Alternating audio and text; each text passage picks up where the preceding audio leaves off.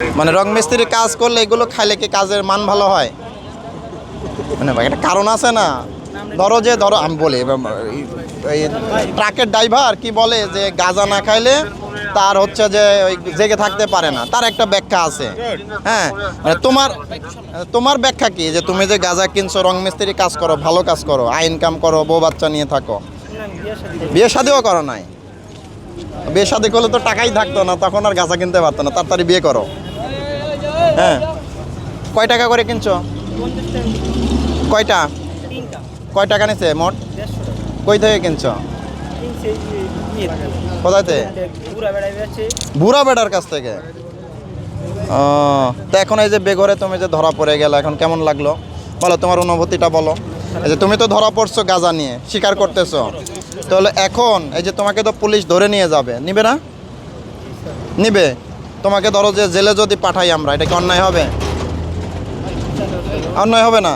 মানে তুমি তো একটা অপরাধ করছো, গাঁজা সহ ধরা পড়ছো, তোমার এখন কি অনুভূতি মনে হচ্ছে বলো? হ্যাঁ, খারাপ লাগতেছে। রোজা ছিলা? কারণ এই যে এখন কালকে তো তোমার আমাদের থানায় তো তোমার সেহেরি খাওয়া লাগবে। হ্যাঁ, তোমার তো আজকে রাতে সেহেরি থানায় খাওয়া লাগবে। আল্লাহ না করো কালকে তো তোমার জেলখানায় ইয়া করা লাগতে পারে, এই কি বলে রোজা রাখা লাগতে পারে। তো এটা কি ভালো হইলো? তুমি একটা রাজমিস্ত্রির কাজ করো, রং মিস্ত্রি, কয় টাকা বেতন পাও? 600 টাকা পার ডে। বাসায় কে কে আছে? থাকো কোথায় এখানে? হ্যাঁ, শিশির কোনায়। তো এখন কেমন হইলো বলো, বলো কেমন হইলো তাইলে জিনিসটা? বলো মানুষকে, বলো যে এইটা কি করা ঠিক হয়েছে কিনা।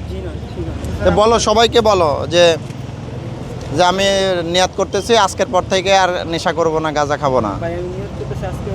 আমরা দেখতে পাচ্ছি মোহাম্মদপুরের একটি সড়কের পাশে তল্লাশি কার্যক্রম অভিযান পরিচালনা করছিলেন আইনশৃঙ্খলা বাহিনীর সদস্যরা। মূলত মোহাম্মদপুরের আলোচিত এডিসি জুয়েল রানার নেতৃত্বে কিন্তু এই চেকপোস্ট এখানে বসানো হয়েছিল। ঠিক চেকপোস্ট বসানোর পরে একটি রিক্সা থামানোর পর সেই রিক্সা থেকে একজনকে নামিয়ে তল্লাশি করা হলেই সেখানে কিন্তু আমরা দেখতে পাচ্ছি যে মাদক সহ একজনকে কিন্তু পেয়েছে। আমরা সেই চিত্র কিন্তু এই মুহূর্তে দেখতে পাচ্ছি। মূলত যাকে এখানে থামানো হয়েছে তাকে থামানোর পর থেকেই কিন্তু একে একে তার দেহ তল্লাশি করার পর সেখান থেকে কিন্তু মাদক বেরিয়ে আসছে, সেই চিত্র কিন্তু আমরা এই মুহূর্তে দেখতে পাচ্ছি।